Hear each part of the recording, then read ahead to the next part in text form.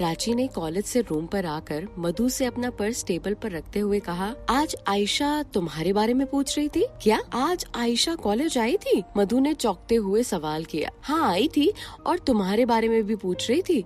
सच में? उसे कैसे मेरी याद आ गई?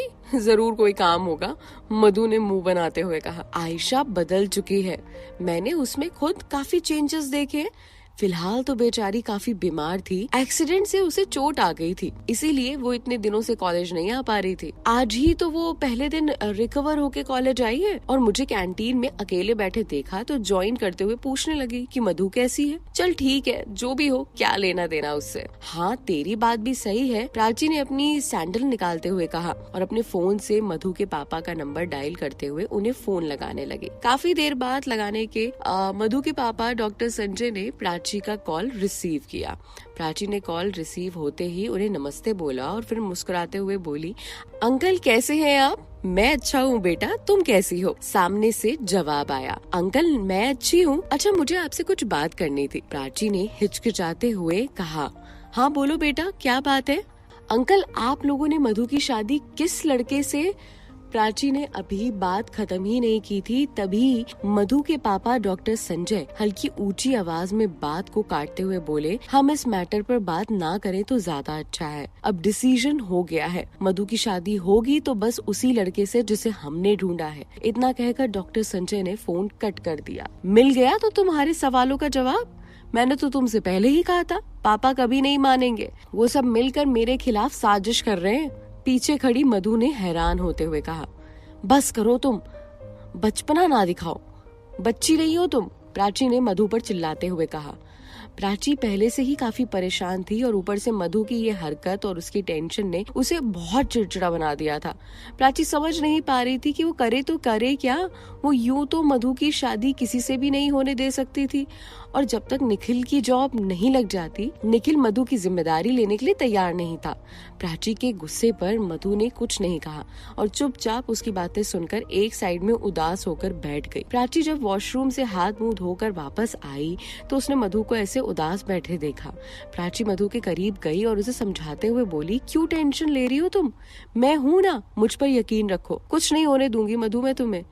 प्राची की बातों से मधु सेटिस्फाई तो थी, लेकिन उसे कहीं ना कहीं डर अभी भी सता रहा था कि वो निखिल के बिना जीने का ख्वाब भी नहीं देख सकती थी, और यहाँ तो पूरी जिंदगी की बात थी। प्राची मधु को बचाने के लिए अपने मन ही मन में कुछ प्लान कर रही थी, कुछ ऐसा जिससे वो मधु की शादी बचा ले, लेकिन डर उसे भी था कि अगर ये शादी हो गई तो क्या होगा। प्राची अपनी रॉकिंग चेयर पर बैठकर अभी इसी टेंशन में थी, तभी उसे कुछ सूझा। वो अपनी चेयर से उठी और झट से निखिल को फोन लगाकर बोली, कहाँ हो तुम? बस घर पर ही हूँ। मधु ने तो तुम्हें सारी बात बता दी होगी। हाँ बताई तो है, पर क्या कर सकते हैं, तुम ही बताओ। जब तक मेरे हाथ में जॉब नहीं आ सकती, मैं मधु से शादी कैसे करूँ? निखिल ने परेशान होते हुए कहा। तो क्या तुम उसे ऐसे ही जाने दोगे?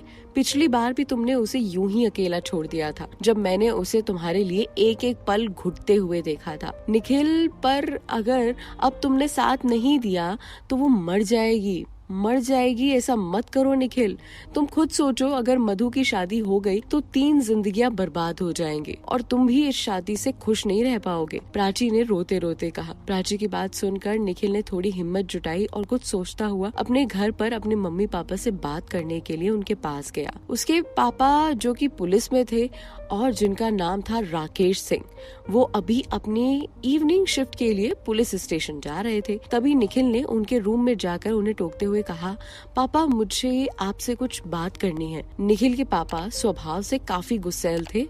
वो बात बात पर निखिल से गुस्सा करते थे। उसकी जॉब ना लगने की वजह से वो ज्यादातर उसे ताने मारते थे, पर निखिल की माँ बहुत अच्छी थी। वो निखिल का हर चीज में साथ देती थी और उसे हर चीज में सपोर्ट भी करती थी। हाँ बोलो क्या कहना है? निखिल के पापा राकेश सिंह ने गुस्से में कहा। पापा पापा पापा मैं वो, ये क्या मैं लगा रखा है? कुछ बोलेगा मैं के आगे, या मैं ही करता रहेगा? मेरे पास फालतू का टाइम नहीं है, मुझे लेट हो रहा है, बोलेगा या मैं जाऊं? निखिल के पापा ने अपनी रिवॉल्वर अपनी पॉकेट में डालते हुए कहा।